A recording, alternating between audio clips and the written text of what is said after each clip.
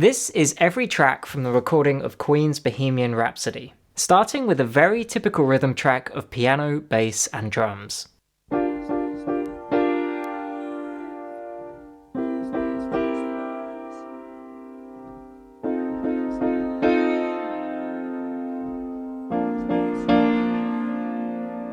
You might be wondering why the multitrack has a piano when the final mix is just a cappella. Is this the real life?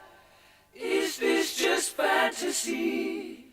That's because the song was recorded to tape back in 1975, and with over 180 vocal overdubs, you of course needed some kind of guide as to where to place everything. So Freddie recorded a guide track, the beginning of which was taken out on the final mix.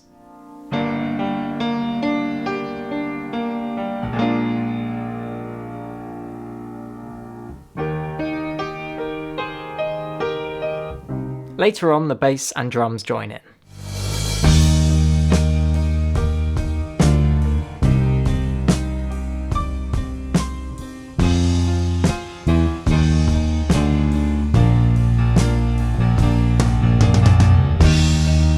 This is simple enough, but things get more complicated in the operatic section as it's filled with gaps.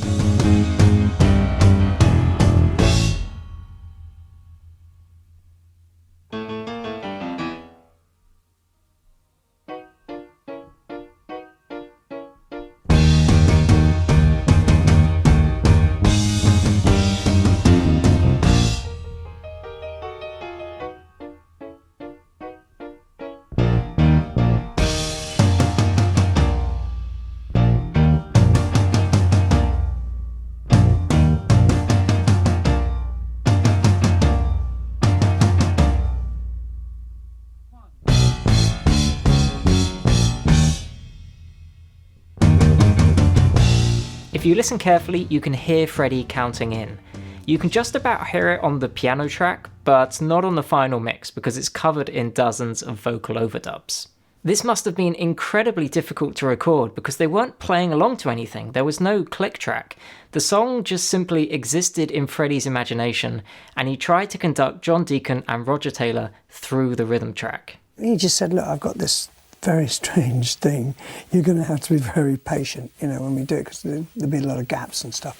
But, as soon as really we'd mapped it out, we all sort of understood what was happening, but it was a bit confusing at first, It's one of the most unique and inventive structures of all time, especially in a pop song.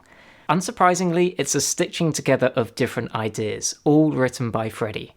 Brian May remembers, I remember Freddie coming in with loads of bits of paper from his dad's work, like post-it notes, and this song he had was full of gaps where he explained that something operatic would happen here and so on. No one knew what the song would sound like until it all came together in the studio, so let's go back to the beginning to see how they layered every different recording to create a masterpiece. Starting with Freddie's vocal harmony on the opening line. Is this the real life? Is this the real life? Is this the real life? Bohemian Rhapsody was recorded on a 24-track tape machine, but of course there are far more than 24 vocal parts. Some are individual vocal tracks like the ones we've just heard, but some are bounces or a mixture of different vocal tracks put onto one, such as these in the intro. Is this the real life? Is this just fantasy? But even with these three individual tracks that we have, if we play them at the same time, we can start to hear the building of a chord. Is this the real life? It's also worth noting how close some of these harmonies are. The three notes we just heard are D, F, and G, which make up a bigger B-flat-6 chord when we hear the other voices. But these notes, which are close together, create this rich, almost phasic sound. Let's hear a bit more of the opening with just the vocals. Look up to the skies and see. I'm just a poor boy, because I'm easy come, easy go, little high, little low. It's easy to forget when we're listening to such a rich harmony that each voice of that chord is its own interesting melodic line. I'll play a couple of the voices and you'll hear what I mean. Ooh, poor boy, Because I'm easy come, easy go, little high, little low. Ooh, the wind blows, doesn't really matter to me. So that's the opening before the bass comes in, but there is one other sound effect. Here it is on the final track. Anyway, the wind blows, doesn't really matter to me. I think this effect is meant to imitate the sound of the wind, but it's actually just a crash cymbal reversed with some pitch change.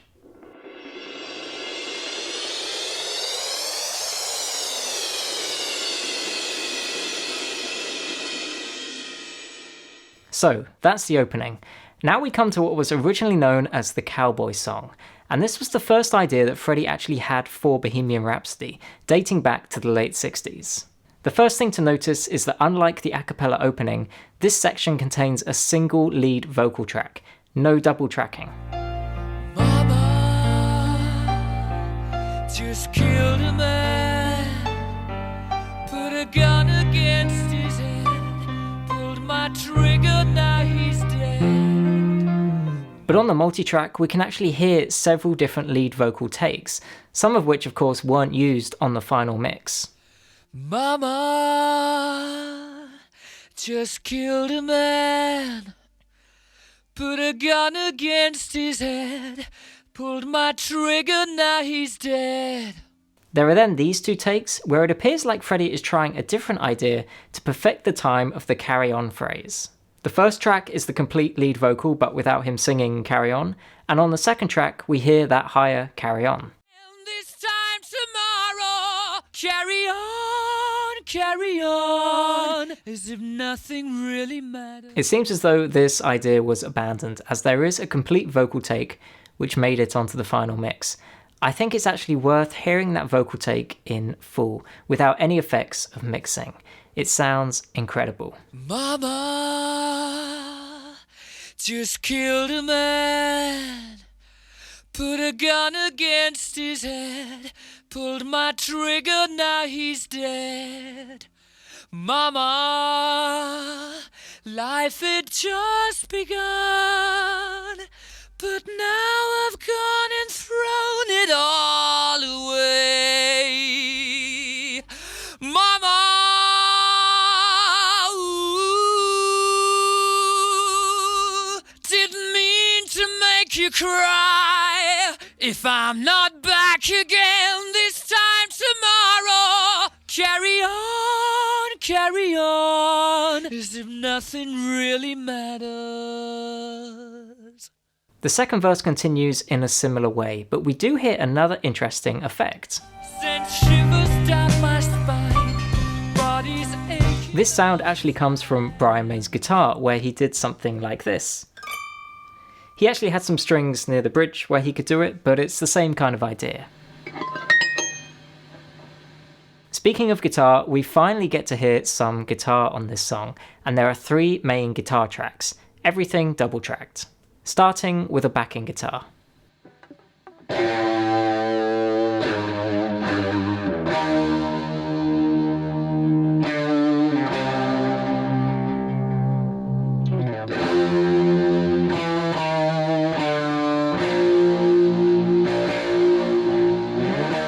But something else that I've never noticed because it's hidden by the guitar, Freddie sings one of the most beautiful vocal parts of the whole song, just as the guitar enters.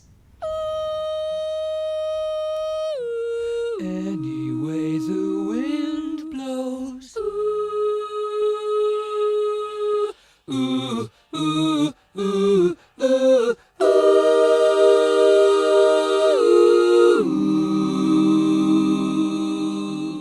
It's difficult to hear in the mix, but once you know it's there, you can just about hear it.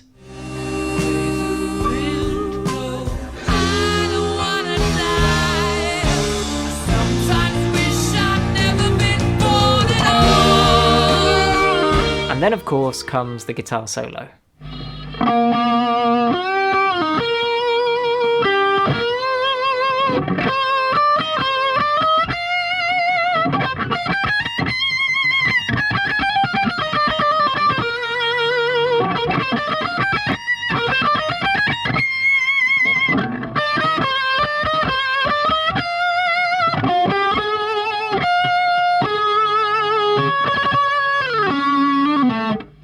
Something that's interesting to note is the amount of contrary motion between the rhythm and lead guitar. In each phrase, the rhythm guitar is constantly going down in pitch, whereas the lead guitar is climbing in pitch.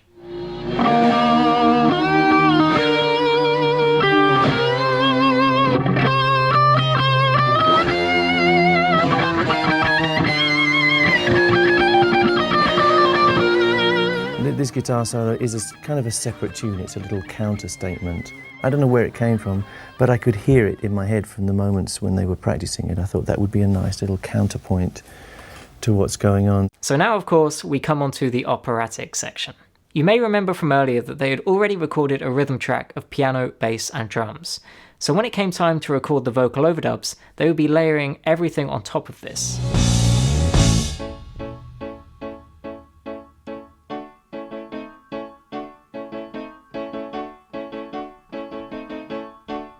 One of the incredible things about this song, and in fact so many Queen songs, is that just by using piano, guitar, bass, drums and vocals, a very simple and typical setup, they were able to build such a contrast in dynamics, and the opening of the operatic section is a great example of this. We start with Freddie singing a single line. I see a little silhouette of a man. It then builds into multiple voices. We only have the bounces of these parts. Scaramouche, will you do the fandango? Then it builds even further with more and more different layers of vocal overdubs. Thunderbolt and lightning, very, very frightening me. Let's listen to just a few of those parts on their own. Lightning, very, very frightening me. Thunderbolt and lightning, very, very frightening me. And again, when we play some of these parts together, we can start to hear the entire vocal come together. Thunderbolt and lightning, very, very frightening me. It's at this point that we really hear Brian May and Roger Taylor also contributing backing vocals. Roger, in fact, is doing the very high parts. Three of us would sing the line once, double it, in other words, do the same thing again, and then probably triple it. So you have 3 tracks of us all singing the same line, and only then do you move on to the next part. Bohemian Rhapsody was recorded at 4 different studios over the summer of 1975. Each day, Freddie, Brian and Roger would spend up to 12 hours adding more and more vocal overdubs. Producer Roy Thomas Baker remembers, "It was complete madness. The middle part started off being just a couple of seconds, but Freddie kept coming in with more Galileos, and we kept on adding to the opera section. It just got bigger and bigger." In these very dense vocal parts where there are just so many vocal overdubs, a lot of the individual tracks have been lost because they would have had to bounce so many down onto one track. But for the Galileo part, we can hear some of these individual voices. Galileo! Galileo! Galileo Figaro! Galileo! Galileo! Galileo Figaro! Galileo!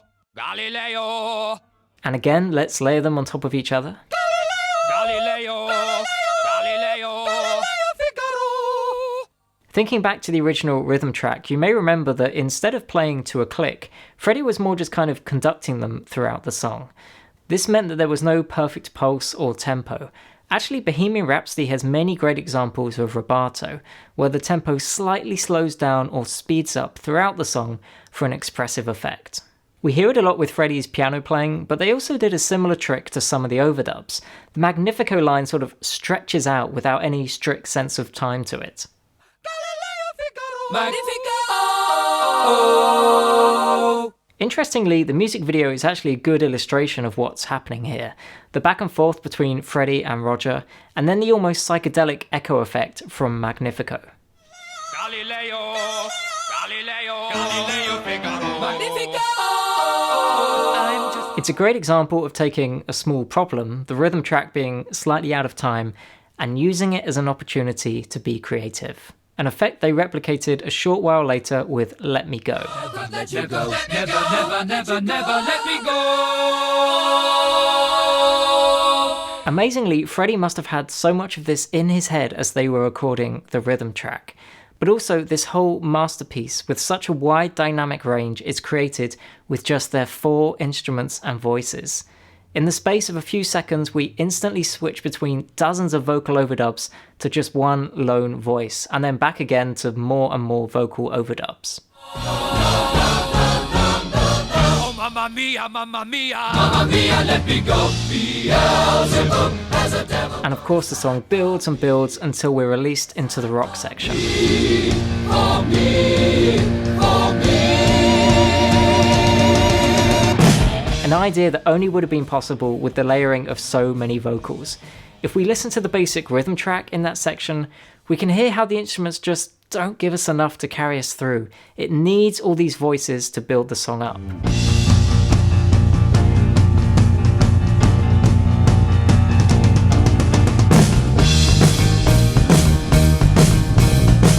We now come to a completely new section, built with a whole different texture while still using the same handful of instruments. Unlike the ballad section at the beginning, Freddie's vocal here isn't just one track, but multiple tracks at the same time.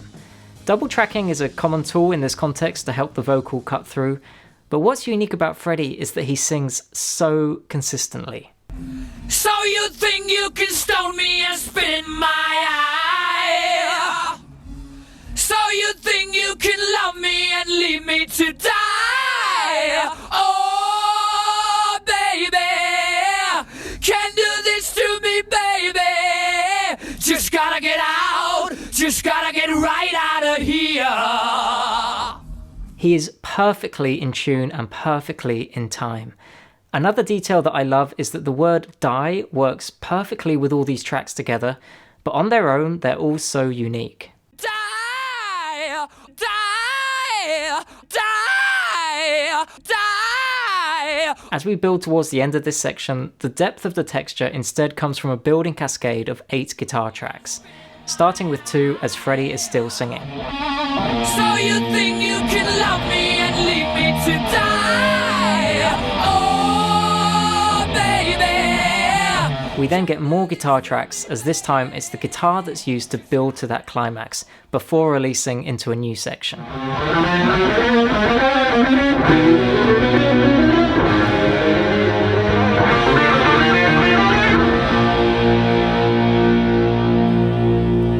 Just before we listen to the beautiful ending, it's worth hearing some of the rhythm track from that section on its own.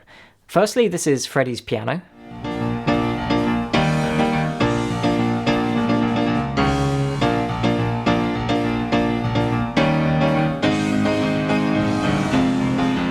He plays so powerfully, so rhythmically. He really is driving the others along with just the piano. But also with the bass and drums, you might expect them to be doing slightly different parts. A bass part, a guitar part, all different ideas that work together. But here, all 4 instruments, including the bass and drums, are so rhythmically and melodically similar.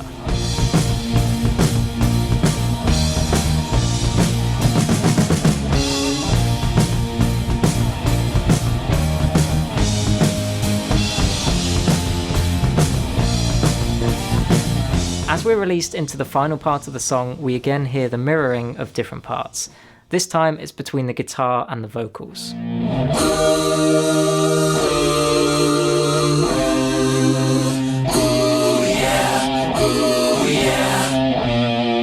The ending, whilst being one of the shorter sections, actually contains some of my favourite details from the whole song.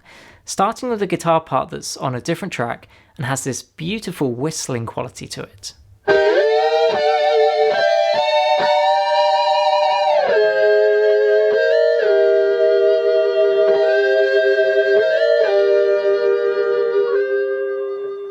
On the final mix, this sort of dovetails perfectly into Freddie's vocal, showing that it's not just a beautiful song, but also a wonderful performance and mix as well.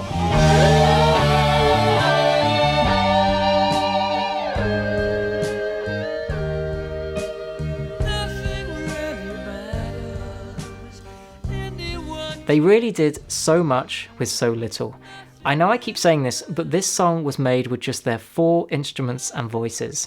Even the effects are created with their instruments, and yet there is so much contrast, so much depth, and so much emotion. The song is of course a rhapsody, a free-flowing collage of contrasting ideas. Every section is beautifully written with tension and release and with a theme throughout, a theme which we're reminded of just before the end.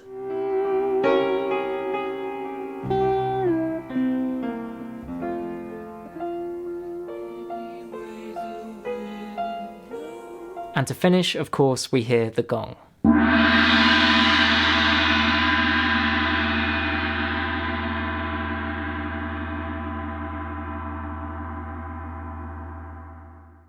If you wonder what the song might sound like without the gong at the end, it's just as beautiful. Any way the wind blows.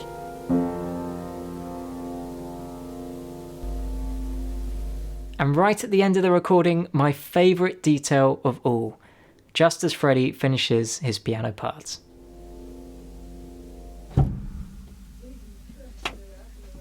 Oh, fuck it. This recording and this song is incredible, and yet it breaks every norm. It was considered too long to play on the radio. It doesn't have a chorus, it has this operatic section in the middle. We don't even hear the name of the song in the lyrics. The year following its release, Freddie very modestly said, "I don't really know anything about opera myself, just certain pieces. I wanted to create what I thought Queen could do. It was as far as my limited capacity could take me." Well, Bohemian Rhapsody is the most streamed song from the 20th century. Isn't it great that the music from this time that is surviving so well is something someone created just pushing their limited capacity as far as they possibly could?